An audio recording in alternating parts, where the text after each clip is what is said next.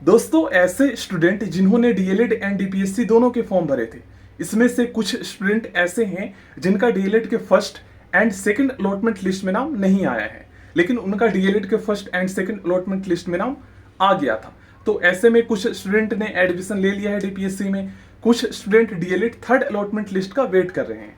तो गाइस कुछ स्टूडेंट ऐसे हैं जिन्होंने एडमिशन ले लिया है डीपीएससी में, वो इस टेंशन में है कि यार मुझे third admission list college list का वेट करना चाहिए था, मेरा डीएलएड में नाम आ जाता। तो इस वीडियो में मैं आपको बताऊंगा गाइस आपके कितने रैंक तक आपका डीएलएड में नाम आने के चांस थे। कैटेगरी वाइज मैं आपको बताऊंगा, गवर्नमेंट एंड प्राइवेट दोनों कॉलेज के। ओके गाइस, और ऐसे स्टूडेंट जो डीएलएड थर्ड एडमिशन लिस्ट का वेट कर रहे हैं, कॉलेज लिस्ट का वेट कर रहे हैं, अगर उनका उसमें नाम नहीं आता है तो क्या ऐसे में फिर से क्या उनका डीपीएससी में एडमिशन हो पाएगा, सब कुछ मैं आपको बताऊंगा। देखो गाइस, पहले मैं आपको कैटेगरी रैंक बता देता हूं कि कितने रैंक पर आपको डीएलएड में गवर्नमेंट या प्राइवेट कॉलेज मिल सकता था। अगर आप जनरल से हो गाइस, अगर आपका ओवरऑल रैंक डीएलएड में 1100 से ज्यादा आया था तो आपका गवर्नमेंट में नहीं आ सकता था नाम, ठीक ना। मैक्सिमम जो है ओवरऑल रैंक जनरल कैटेगरी का गवर्नमेंट एड कॉलेज में एडमिशन के लिए 1100 है। ओके गाइस, अब मैं आपको बताता हूँ ओबीसी के, उसके बाद मैं प्राइवेट के लिए बताऊंगा। ओबीसी के लिए दोस्तों maximum 1600 rank government Ed college में एडमिशन के लिए डीएलएड का। उसके बाद एससी के लिए दोस्तों मैक्सिमम जो है यहाँ पर 2500 रैंक, 2500 से 2700 तक। और एसटी के लिए मैक्सिमम दोस्तों यहाँ पर 3500 रैंक, ठीक ना। और पीएच के लिए यहाँ पर मैक्सिमम जो है वो 4500 रैंक। समझ में आ गया गाइस, गवर्नमेंट कॉलेज के लिए मैंने बताया है डीएलएड का रैंक। अब मैं आपको बताता हूँ प्राइवेट कॉलेज के लिए। तो अगर आप जनरल से हो, ओवरऑल रैंक अगर आपका 4000 से ज्यादा आया तो फिर प्राइवेट में भी आपका कम चांस है, ठीक ना, डीएलएड के। तो डीपीएससी में आपने एडमिशन ले लिया तो टेंशन मत लीजिए। और अगर आपका नाम आएगा अगर थर्ड में तो भी ले लेना डीपीएससी में।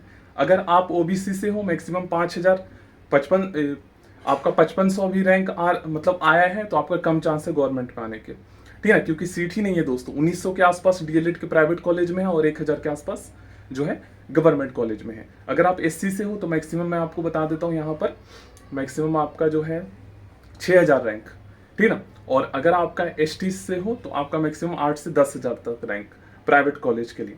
ओके गैस, अब गैस मान लीजिए आपका थर्ड में भी नाम नहीं आता है, नहीं डीएलएड के, डीपीएससी में तो मान लीजिए आ गया था, आपने एडमिशन नहीं लिया, नहीं आता है, तो ऐसे में रैंक तो मैंने आपको बता दिया। अब काउंसलिंग में भी दोस्तों ज्यादा नहीं, 150 से 200 सीटें बचती हैं। अब उसमें उसी स्टूडेंट का होता है जिनका रैंक डीएलएड का अच्छा आया है, किसी वजह से वो डॉक्यूमेंट्स वेरिफिकेशन के लिए नहीं जा पाए, या कॉलेज चॉइस फील नहीं कर पाए, वो भूल गए थे, इस वजह से उसका नाम नहीं आया, या डॉक्यूमेंट्स कंप्लीट ना होने की वजह से डॉक्यूमेंट्स वेरिफिकेशन रिजेक्ट हो गया, वो भी पार्टिसिपेट कर सकते हैं।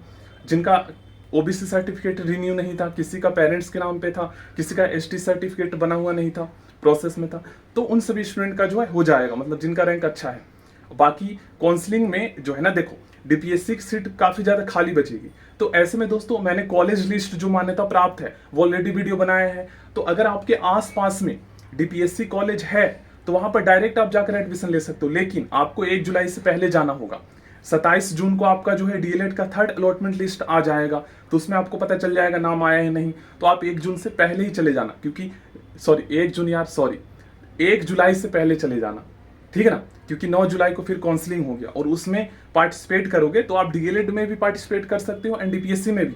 लेकिन जिन्होंने दोनों का फॉर्म भरा है तो दोनों में कर सकता है, और जिन्होंने एक का फॉर्म भरा है एक ही में कर सकता है। अब गाइस ऐसे स्टूडेंट जो गर्ल्स है, ठीक ना, और जिन्होंने ओनली डीएलएड का फॉर्म भरे थे वो भी डीपीएससी कर सकता है। इसके लिए आप काउंसलिंग में पार्टिसिपेट नहीं कर सकते, आप डायरेक्ट जो डीपीएससी कॉलेज है वहां पर चले जाइए जो मान्यता प्राप्त है, मैंने बताया है। तो उसके लिए डायरेक्ट आप अपने आसपास के कॉलेज चले जाइए, नेम मैंने बता ही दिया, कॉलेज देख लीजिएगा जो मान्यता प्राप्त है उससे मिला लीजिएगा, ठीक ना। तो काउंसलिंग में आप पार्टिसिपेट करोगे तो वहां पर भी आपको कॉलेज मिल जाएगा, अच्छे रैंक वालों को मिल जाएगा, मैक्सिमम 10 से 12,000 तक।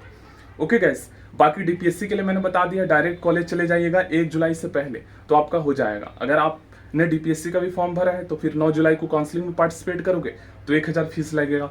बाकी मैं मैक्सिमम फीस बता देता हूँ, आपसे ज़्यादा भी फीस ले सकता है वो। अगर आप दोस्तों डीपीएससी के लिए मतलब कॉलेज एडमिशन लेना चाहते हो तो प्राइवेट कॉलेज की डीपीएससी की जो फीस है वो 60,000 रुपये फिक्स है, इससे ज़्यादा वो चार्ज नहीं कर सकते, लिखा हुआ है प्रोस्पेक्टस में। और डीएलएड का जो है 75,000 रुपीज़ है टोटल, ठीक ना। आई होप आपको समझ में आ गया होगा। और डीपीएससी के केवल प्राइवेट कॉलेज ही है, दिल्ली में गवर्नमेंट कॉलेज नहीं है। सो थैंक यू, कुछ भी डाउट होगा तो आप लोग पूछ लीजिएगा।